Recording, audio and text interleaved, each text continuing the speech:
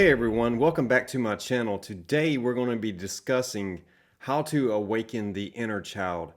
And I also thought it would be cool to go ahead and add in some things from how to prescribe your future in the present moment. But before we get started, I want to make a side note with everyone out there. Today I'm recording with a Sony Cam instead of using my iPhone. And up until this point on my channel, everything has been recorded from an iPhone. And the reason I point this out is because if you've been wanting to start to create content for yourself or either do some advertising, maybe some products, or either start doing short reels to capture and really be able to highlight maybe different talents and trades or skills that you have in your own life, then you don't really need a lot of high-end equipment to get started. Really, all you need is a smartphone. And let's be honest, the average smartphone is way more powerful than the computers of 20 years ago. So there's really, at the end of the day, if you want to put your intention behind it, there's no excuse to wait around till you have all this nice high-end equipment to start recording, because you could get started today with an iPhone and you can start to earn money using your iPhone. So I just wanted to point that out as a side note as we get going on the topic of awakening the inner child. Now, first, I want to give you a definition or try to define exactly what the inner child is to start with, and then we'll start to go from there on how to awaken and reunite with your inner child, so to speak. So, the inner child, the definition of that would be the inner child refers to the part of your subconscious mind that holds your earliest emotional experiences, memories, and unmet needs from childhood. It represents the innocent, curious, playful, and vulnerable aspects of yourself, often carrying both playful wonder and unresolved pain. That's very interesting when we think about the earliest memories that we have. If we all were to just take a second and just kind of think back to what is the most earliest memory that you have, and that would be coming from your inner child. Psychologically, the inner child embodies your early emotional patterns, unmet needs for love, safety, and validation, playfulness, creativity, and imagination, wounds from rejection, neglect, or trauma. The reason it matters is healing or reconnecting with your inner child is often encouraged in therapy, self-development, or spiritual work to address patterns of low self-worth, fear of abandonment, or emotional triggers. When integrated, the inner child contributes to the greater joy, emotional resilience, and authentic self-expression. If you, for example, feel a deep sadness when ignored, that rejection may stem from the inner child's unmet needs of reassurance from its caregivers.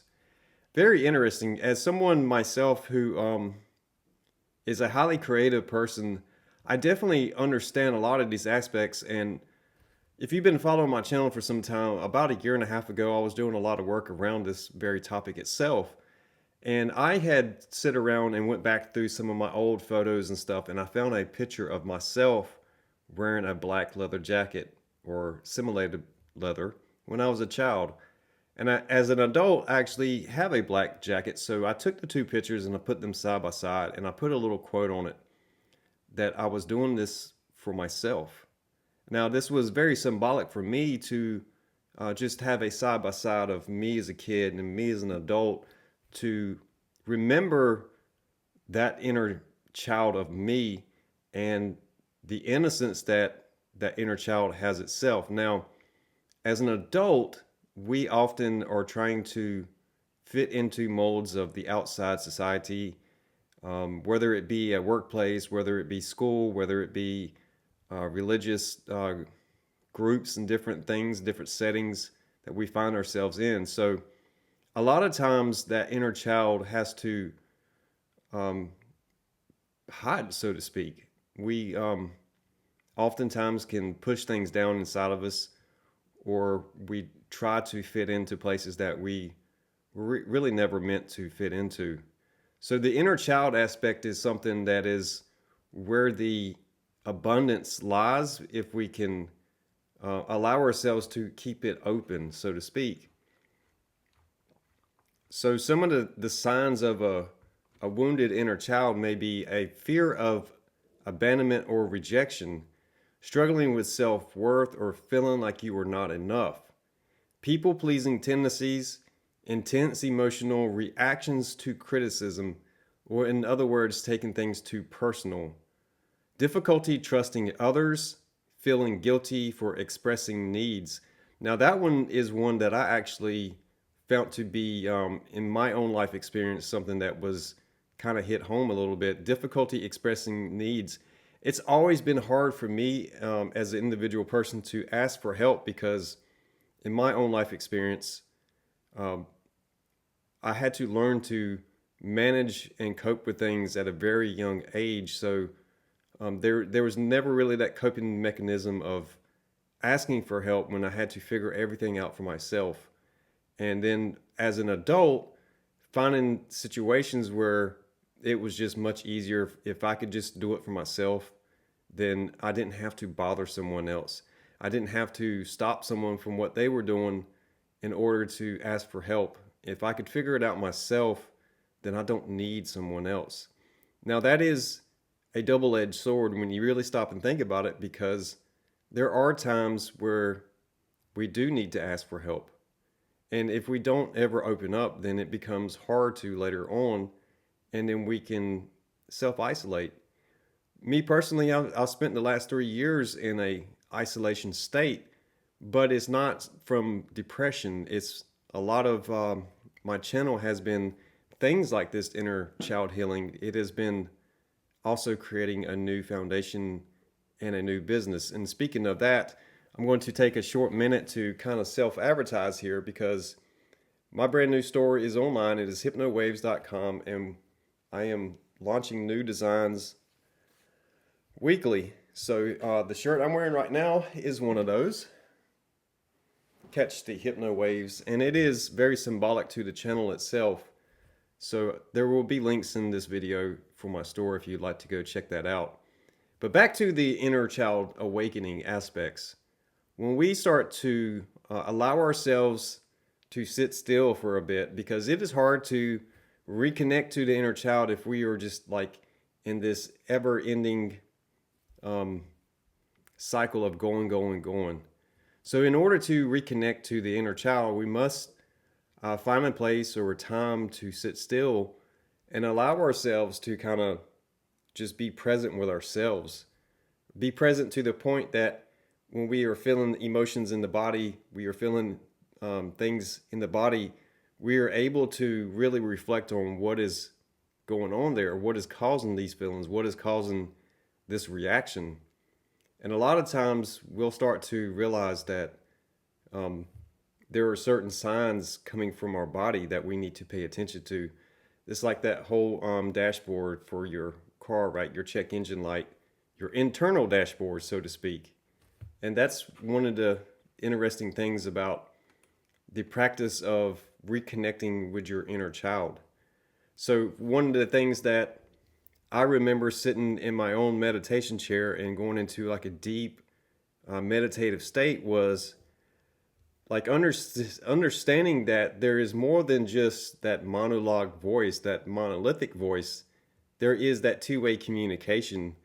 And I remember having this repeated thought of referring to myself as he. So what voice was that? What line of thinking was referring to myself as he, as almost if I was outside of myself, experiencing myself? And I remember thinking like very lovingly about my own child, like being my child, like outside of myself, looking at myself, like I love this little boy more than anything else, and I'm going to take the appropriate steps to ensure that this little boy's future is going to be bright. And so now, if you've been watching my channel for some time, you understand why I say the future is bright. I am doing that for that inner child within me, but I am also in the process trying to give hope to others that the future truly is bright and it is what you make it. So the prescribing part of that, right? There's a saying where the future proves past.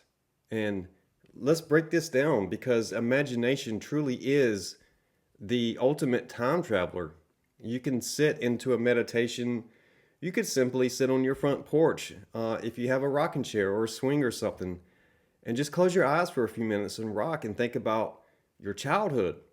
And you can really take those memories and kind of play with them in the imagination and allow yourself to say things like that. The future is bright. I love this inner child of me, this younger version of me, and I want to do something for this version of me, this child, for the future. And this is all happening in the present moment while you're sitting on that porch swing or in that rocking chair. So you can experience things of the past and rework those memories and create a different outcome for your future. Now, some people will struggle with this, and it's okay. There's really a certain amount of practice that has to come with doing all this in order to make it malleable to the point where you can sway your own future patterns. Because that is one of the things is those, as we started off this video, the emotional patterns of early childhood, those type things are so deeply rooted into us that it tends to grow with us. And a lot of times, if we're not really paying attention, we will repeat these emotional patterns without even really second questioning them. We can have these trigger things that trigger us back into those patterns. And if we're not aware that we're doing it, if we are not able to recognize the pattern within ourselves, then we may not even know what's triggering it in the first place. So those are very interesting things to kind of remember or to keep in mind when we talk about awakening the inner child. But to prescribe, right? When you write, you are scribing. So the word pre tells it all, right? We are doing this before it happens.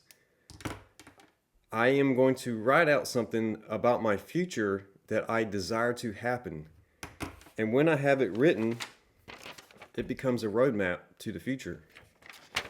As a matter of fact, this particular piece of paper says that my destiny is becoming clearer, but my path is not fully clear yet. I have a conviction to trust my intuition this time.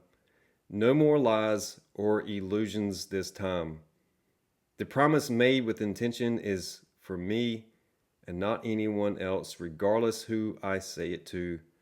I must keep this promise to myself. I am my own best friend, and I will always defend and protect the one person who has always been there for me. And that is myself. No one else. Who is the one person that can't lie to me? Who consoles me when I feel weak in the physical? Self-reflection, I am my own best friend. Together our light outshines the sun. Together we are a beacon of hope for others who have lost their way. Sincerely, the inner child. This is something that I actually wrote, guys.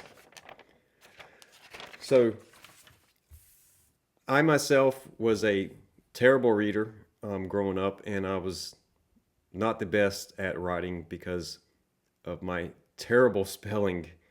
And, to be honest, there's a double-edged sword to this, if you want to call it a sword, but being able to read and write is a very healthy thing, very, in today's society, you need to be able to. But at the same time, the misspellings and the bad reading for me also meant that I didn't really fall into the curriculum of being so proper, right? Being a perfectionist at certain things. It also meant that a lot of times when I communicated with other people through formats like writing or spelling, I was met with a lot of people pointing out that, hey, your spelling sucks. Hey, your handwriting's bad. Things like that. But at the same time, if you don't know any better, then there are a lot of things that you don't know that you can't do because no one told you you couldn't. And that really brings me to something, and I'm going to write this real fast. So, in the English language, we all know that words can be spelled differently and have different meanings. So here, when we talk about knowledge, and we talk about the word know, you can either know something or you don't know something, but the spelling is different. So there's that aspect in the English language itself. And for me, I found this to be a very deep rabbit hole. On my channel, I like to explore a lot of topics. That is part of the inner child, the curiosity of things, right? We want to explore things that really excite us. And as a child, I love the unknown. I love to just be curious about things. So when I, as an adult, started going down the rabbit hole of a lot of things that as a child I just never really grasped or got, like, was able to wrap my head around, because spelling was one of those things that quite literally it befounded me, honestly, because of all these spellings in the English language with the hidden letters and all of these rules, so to speak, that things had to be a certain way in order for a word to be proper. That's really what I mean. And when I look back as an adult now, I see a lot of things that just, it's like, wow, a lot of this really is pretend, it is imagination. And so why not imagine differently? Like, the imagination itself is unlimited. There's no way that you can box in the imagination, because it is truly infinite. You think about space, there's no way for you to really wrap your head around the vast expanse of space. But likewise, you have that same thing within the human consciousness, where there's really no way for you to put a boundary around the imagination. You simply can't. So when we start to reconnect with the inner child and we start to understand the imagination itself, children are highly imaginative. I say this a lot on my channel. They are able to really tap into the pretend aspects of the human experience. So, like playing house or playing doctor or playing cops or cowboys and Indians, a child really like just fully immerses themselves into the experience. And we, as we start to grow and get older, we kind of like separate ourselves from the inner child.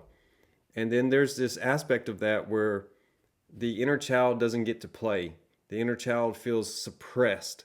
And so we start to understand through the psychological means of past life regression or suppression of the inner child, where we don't play anymore and we are just really starting to be burnt out in that adult role that child has been playing for so long. So it is like letting the inner child be free and allowing the child to put on the different hat, so to speak, and play a different role. And as an entertainer myself, I understand this because for 20 plus years I have walked the line between having a daytime job, which requires me to act a certain way, versus being a DJ and being like really open, fun, and trying to create an atmosphere where people can really enjoy themselves. But at the same time, the aspect of that is, on the back end of things, as a DJ, I've got to make sure that my sound is good. There's a lot of keeping up with timelines and music itself. And, so it's still a balance of like, okay, I have to be an adult here. I've got to keep all my cards in order. I got to make sure that everything's presentable.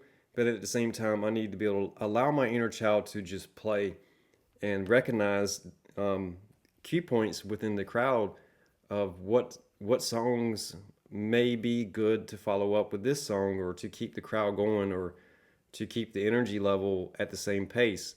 So there's aspects of kind of blending the inner child once we've reconnected with the adult version of self, and allowing that to carry forward into the future. So reconciliation, so to speak, with the inner child is a part of that awakening the inner child and allowing yourself to be unlimited, unchained, and free as a child and an adult at the same time. The integration of self, the higher self and the lower self, so to speak. So consciousness itself is a very interesting concept when we start to self-reflect.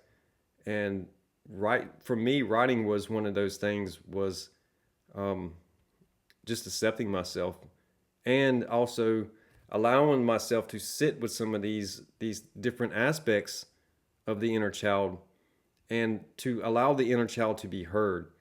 I remember speaking to myself a few different times where it was almost like I'm speaking to my inner child as a parent figure. And that brings me to something else. There is what we call reparenting self. And that does involve some inner child work where we have to reparent ourselves because of those inner wounds that we carry in different ways.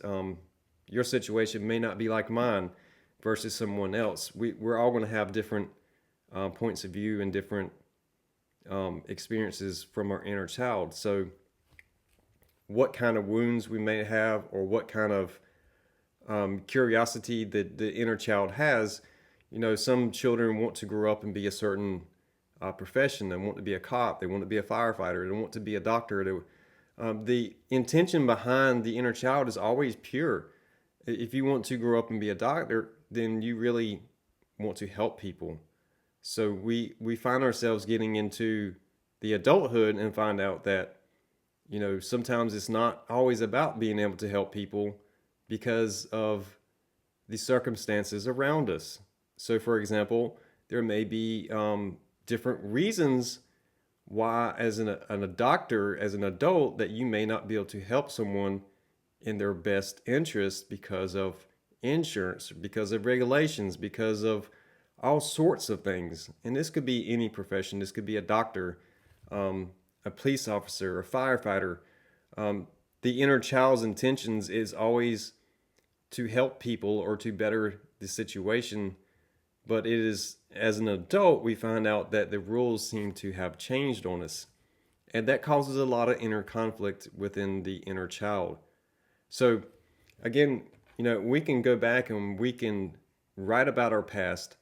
We can also change and prescribe things into the present moment and allow it to unfold. And that is certainly something that I have been practicing on my channel. So it is all very interesting when we start to understand the inner child itself. Now, here's something very interesting I want to share with you guys, because a few years ago when I started this channel, I was experiencing a lot of vivid dreams. And to be honest, at the time, I didn't feel comfortable opening up with everything that was going on. I actually felt like people would think that I was crazy. So I want to read something to you, and then I'm going to try my best to explain what actually was going on. I feel the pull. Something is pulling me, like it is pulling my soul from my physical body, like the soul is being stretched from the body. I tend to at first indulge because it feels so intoxicating. It's warm. It's inviting, love like two souls wrapping around, entangled with each other. And guys, as I'm reading this, I feel my eyes trying to water up, because this is something that was a really heartfelt, really deep, deep emotional thing that I wrote. It always pulls me to the right. One who doesn't understand, I can only offer this image as toucan Sam following his nose. So being pulled to the right. Now, when we think about the two hemispheres of the human brain, the left and the right hemispheres, one is really typically known as logical and one's known as being creative, the right hemisphere. So most people, Some people know this, not everyone does, but it is considered to be the masculine and feminine aspects of the brain. The creative side is typically known to be more of the feminine aspect. The creative side. The right hemisphere is more of a male or logical thinking side of the mind. So the pull being pulled to the right hemisphere. Now, I'm a left-handed person, and so typically, we would say if a person is left-handed, they are thinking from the right hemisphere of their brain. And if they were right-handed, they were thinking from the left hemisphere, which is logical. So when we look at society like as a whole, and then we look at history, right? This is also going back to the inner child within every single human being. When we think about the history of the country of the United States, and we look at education itself, there was a point in time where the education system tried to standardize everyone into a form-fitting factor. So it was pushed to make sure that many people as possible would be right-handed. You don't see a lot of left-handed things in school. I remember being in elementary, and there was only just like 2 or 3 pairs of left-handed scissors, and everything else was created for right-handed people. So do you think that there's even a possibility within the human mind that if you push people into using dominantly their right hand, that the signal or the cross wire between the left and the right hemisphere is weakened, so to speak? So when I was writing about the soul being stretched and being pulled to the right hand side, it felt like a magnetic pull. Like at one point it was so strong, I felt like my head was doing this number when I was walking one day. Like I just felt really pulled to one side. But at the same time, I was feeling such an overwhelming feeling of love and joy like within my body that it was hard for me to express. So naturally for me, it was like, how do I even explain this to someone what I'm experiencing? Like the best place for me to do that right now is to write it out and then try to understand it as time goes on. And that's what I've done. So when we start to practice on the opposite hand, and I said this recently, and I've said it many times on my channel, doing things with the opposite hand, you can find a lot of information out there when you start to look at this, things that help you rewire your brain, because it is neuroplasticity. And I have something on the table right here about that, where you are able to rewire neural pathways in the brain. You are able to reprogram yourself. So one of the things that I had started doing at the time was on my turntables, I was practicing with the opposite hand. Now there are simple things you can do, like brushing your teeth with the opposite hand or trying to write with the opposite hand, because there is that coordination, that hand-eye coordination. The body itself, the muscle memory itself is another aspect. If you work out, then you would understand that you have one side that is more dominant. That is pretty obvious. But when you work out, you start to form a mind-body connection, a muscle memory connection, where the more that you do something, the more it becomes second nature. So certain exercises over time may feel very awkward at first, but over time, your muscle memory has increased, your mind and body connection has increased. So now you are able to do certain exercises without it feeling so weird, without it feeling so straining, and you get muscle growth from that, and also you are working out. So just like you are able to grow your muscles physically, you are able to grow new pathways in the human brain. And that's very interesting, because reconnecting with yourself, your inner self, your inner child, allows you to recreate conditions where you are able to heal that inner child. You are able to, as an adult, turn inward to that inner child and reconnect with self, and that builds the bridge between the left and the right. So another aspect that you could look at this is from the wounded aspect of a let's say a woman that has a father wound. So the inner child itself would there would be aspects of the inner child that, the wounding is more of a father wound. And for like me, for example, if I were to use myself as an example, then the male could have a wounded mother aspect.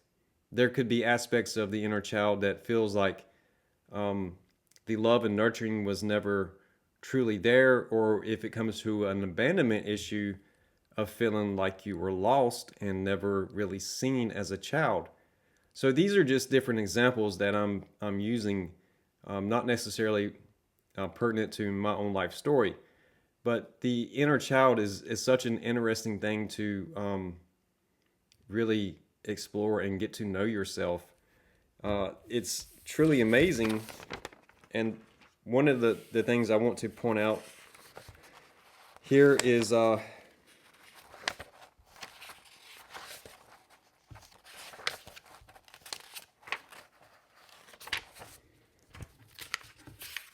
complaining and how this affects the inner child. The brain is remarkably adaptable, rewiring itself based on habits we form and the thoughts that we keep on repeating. The process known as neuroplasticity means that if we complain and it becomes part of our routine, the brain starts to adapting to making negativity default mode. The renowned principle, neurons that fire together, wire together, applies here, as constant complaining strengthens the neuro connections that support negative thinking, making it increasingly difficult to see things in a positive light. So, the inner child that has wounds that never really were acknowledged. There's that word again, knowledge. Know the ledge. Knowledge or know, I don't know, really reigns true here because, as I say, those aspects of the child are in us at an early age and they stay with us as we grow. It is like below the surface. And a tree, a metaphor of a tree, is really one of the best ways to illustrate this, because what we can see above the ground is only half of the equation. We don't really see the root system. We don't see the stuff that is going down into the soul that is being absorbed into the roots and then coming back up through the surface into the tree. So what goes in eventually does come back out. And I do truly believe that the inner child is much in the same way. When we look at people on the outside, we can't really see below the surface, but there are always going to be telltale signs of things that were in the inner child that manifest through that soul level and make their way to the outside. It's very interesting once you go down that rabbit hole, take that journey for yourself and do self-reflection on self. But then you also look back out into the world and you start to see things in a different perspective. It's truly a unique experience, honestly. So there are a lot of things that we can learn to address. And the other thing that comes with that is learning to set boundaries. That's probably one of the hardest things in my own experience, my own life experience, was setting boundaries was not easy for me. And I think that was part of the people-pleasing aspect of the inner child was saying no to people. It felt like it hurt me deeply. There were a lot of people that I feel like, retrospect, took advantage of me. And it was hard for me to be mean or ugly to people. But then, through that same mechanism, that same coping mechanism, through our own trauma, sometimes we can be mean and we can be rude and we can be ugly to people. And it comes from that inner wound and manifests itself in that way as a defense mechanism where the inner child truly never wants to hurt a person, but at the same time, like a wounded animal, when you're trying to feed it, that's that fear factor, right? That it's hard to trust.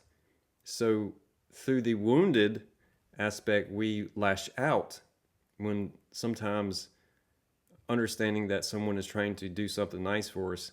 Again, it is part of the inner child. So there's a duality aspect of it. And if we focus on all the hurt and pain, then we're just going to magnify it. That's why they say what you focus on grows. And it is a dual-edged sword there. So focus on what the wounds are, but not to repeat the focus to the point that we magnify those wounds, but we understand and acknowledge that they are there, accept that they are there. That is the other part of awakening the inner child, is accepting that those wounds exist. It is not about pushing them down and pretending like they're not there. It is to simply accept it. Accept it within self is integrating it within self. It is part of who you are. And once you accept it within yourself, then your current version, through meditation, practice, and writing and journaling, can reconnect with that inner child and to reassure yourself, your inner child, that, hey, you're safe, you're loved, I love you, and for this inner child within me, the future is bright. I love you. Like, that's really some of the things that I've said to myself. Like, I love you, bro. Like, you're just a younger version of me, and I'm a older version of you. And I acknowledge you. I acknowledge these different aspects of myself. So that has allowed me to free a lot of energy, right? Or a lot of emotional blockages within myself. One of the things that was always hard for me was to express myself verbally, to express that something that someone did hurt me without it becoming that traumatic response where the trauma starts to speak for the pain, and then that wounded animal that is someone offering it food ends up biting the hand that is trying to feed it, versus being able to acknowledge that someone is actually here to help me. So acknowledging a lot of these things really does help make it go away, honestly. So here's some things that you can do to reconnect with your inner child. It is to gently speak to yourself like you would to a young child. It's okay to feel this way. You are safe, and I am here for you. You can visualize your younger self. Picture yourself at the age of 5 to 7 years old. Imagine holding their hand or giving them comfort. Ask, what do you need right now? What would make you feel safe or happy? Now, it's interesting that it says to imagine yourself at the age of 5 or 7. There's a lot of research that shows that the first 7 to 8 years of our lives that we are in the theta conscious brainwaves, which is highly imaginative. It is where the imagination itself is purely unlimited. And there are many states of consciousness, and these are all correlated with the brain waves. And you've probably seen diagrams of brain states. We have different states of consciousness. And I've done some videos where I use headphones and play binaural beats, which is creating 2 different tones in the different hemispheres, and the brain is trying to synchronize and equalize these out. That is creating a synchronization between the left and the right brain where everything is more harmonized. So there's definitely that aspect of reconnecting to that conscious state, which is also very akin to the moments before we drift off to sleep. We consciously, right, when you think about ascending and descending, when you ascend into a higher conscious awareness, right, say like gamma, for example, is a much faster moving brainwave, then it's something that is down into the theta or even delta brainwaves, which is a very, very slow moving conscious brainwave. So allowing yourself to visualize yourself as a child. There are a lot of meditations out there where there's these guided meditations where you can meet your future self or go back into connect with your inner child. And this does help to strengthen that connection, that mental connection, that mind-body connection, and the imagination. So we can also reclaim joy and play and engage in activities your younger self loved. So this is a big one, guys. What makes your heart sing? Like truly the saying of follow your heart knows the way. So different things that the child, the inner child of yourself enjoys. Drawing, dancing, exploring, laughing, playing music, or simply just being silly without judgment. This is a big one because no one can be harder on self than yourself. Let me say that again. You can be your own worst critic. You can be the one person that is harder on yourself than anyone else. And who do you think you're being hard on when you're doing that? Your inner child. So, reconnecting with your inner child is also a form of forgiveness.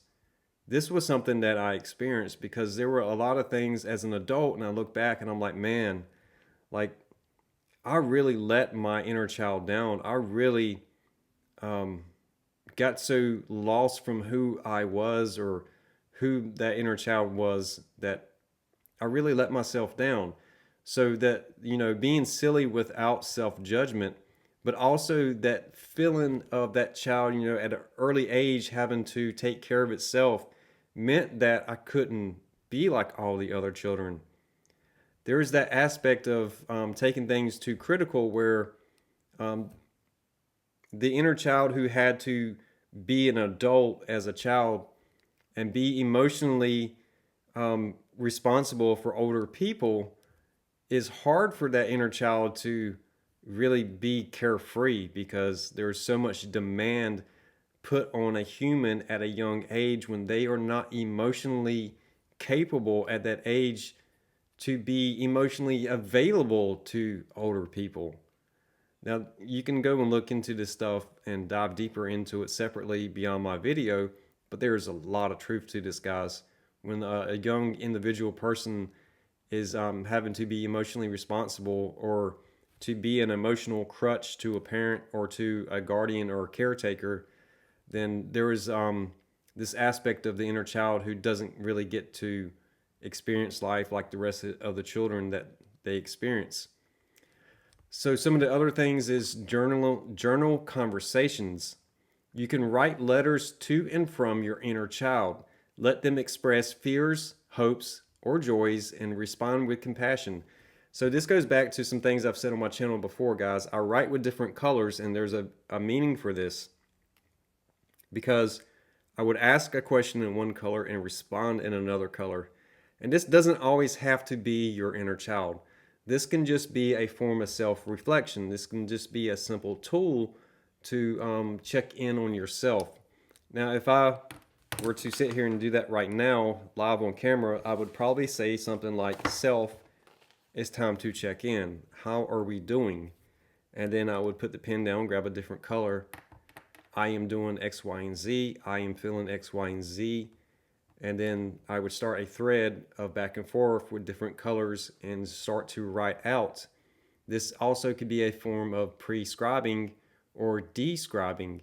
You could describe what is going on in your current environment and then reformulate it and respond in a different color and prescribe steps to take action and change what you are going through. Very interesting. So the other things is to acknowledge emotions without shame. Now this is another aspect of the human condition, and that is being full of shame. Shame is something that will cause you to hide things and bury things, push things down, suppress things, and it causes a lot of resentment. It causes a lot of tension within the body. When strong emotions arise, remind yourself this might be my inner child feeling unheard or scared. I am allowed to feel this, and I'll take care of myself. So, some benefits to working on healing your inner child is the greater emotional balance. That is learning to set those boundaries and how far out do these boundaries go, and is really creating a safe space around self. That's really what that is, to allow yourself to trust people, but also to have a certain amount of distance where you can maintain that emotional balance for yourself. Increase self-love and acceptance, breaking unhealthy relationship patterns. This one was an interesting one for me because it also dealt with family. And I don't know who out there would say that you don't love your family, or that there's like just something wrong with your family. But at the same time, to break certain patterns means that those boundaries have to be set. And it's not about avoidance. It's not about not accepting, but it is about setting the boundaries where I can't repeat these patterns because they are unhealthy. So if we get into situations where like the individual person is trying to work on the inner child, then maybe it is appropriate for a time period to have a boundary. And then after you've gone through and being able to identify and recognize what things are triggering those aspects within the inner child, maybe at another point it is appropriate to go back to why the boundary was put in place, and then try to communicate that with, for example, a specific family member, or maybe a specific long-time relationship. And if at that point you find that there's still some resistance, then maybe that's just a sign to keep the boundary in place. There's all kinds of tools you can find online, and even therapy that you can seek out to work through some of these things if it is too much for you to handle individually. The other aspects is more creativity, joy, and confidence in self, and feeling whole and grounded in the present moment. Again, guys, the present moment is the only thing that exists, and time only exists when you pay attention to it. So that takes me to the other thing I've spoke about recently, and that is flow, and I'm going to end the video on that. Flow is the state of becoming so immersed in that which you are doing that everything else falls away. Everything else just kind of melts into the background. Time really becomes irrelevant when you are in the state of flow. The future and the past and the worries and the fears and all these other things just kind of drift off, out of sight, out of mind. So the dancer is not thinking about the steps. They're not counting out the steps. Now, I remember years ago being in marching band when we were learning new configurations on the field. You would have to count out your steps. I have to take 5 steps forward, 3 steps to the left, 1 step forward, 1 step to the left, that type thing. But then once you learn the steps, then you had to go back and then practice it with your actual instrument. And then there was the aspect of actually playing the music while remembering your steps. So the more that we practice and practice and practice, the more it becomes like the working out. The muscle memory connection, the mind-body connection strengthens, and now you're less thinking and more feeling. And once we get into that state where we are just all feeling, then everything else becomes automatic. That dancer has practiced so much. And guys, look, I know that this topic is right over the target because I'm getting hit with chills. I remember sitting on the 50-yard line and looking up at a stadium that it just seemed larger than life, and the emotions overwhelmed me to I cried on the field. You are 100% all feeling and no thought. And that reminds me of Matthew 6:25 in the Bible where Jesus says, take no thoughts. Because thoughts are electric and feelings are magnetic. So when we are in this state of feeling, we are magnetically charged. We are pulling the energy into the body and feeling the form. And it takes electricity to feel that form, to animate the body, to put the emotions in motion. And that is very interesting when you stop and really understand what that truly means. Because if not, if we are just in this state of nothing but endless thinking and we are not feeling the form in the body, that is where depression comes from. That is where the unmotivated part of self starts to really set in, because we are just thinking, it's just like a lightning storm of burning energy that doesn't go anywhere. My oldest daughter, I had a conversation with her is a few months ago where there's this, I guess, in the autistic world of things, you would call it stemming, where you have this overwhelming amount of energy that has no place to go. And so it kind of manifests in this super excited state where it's just this overcharge. There's the only way I know how to describe it. So I had this conversation with her. It was like connecting to that energy itself and allowing it to actually move and to give form. So if we are up here, we need to send that down into the body and allow it to move through the body and express itself. And lastly, before I close this out, I've done a whole lot of videos on the topic of celibacy itself, and I'll just keep it as that for this video. But the energy of the life reproducing fluid is essentially the most, what's the best word I can,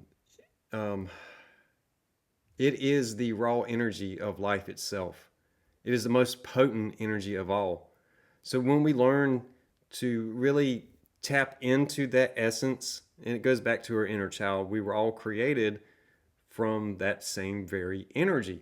It can neither be destroyed or created. It can only be transformed. So we are created in the image of our creators, and that is a generational thing where it is passed down and passed down and passed down.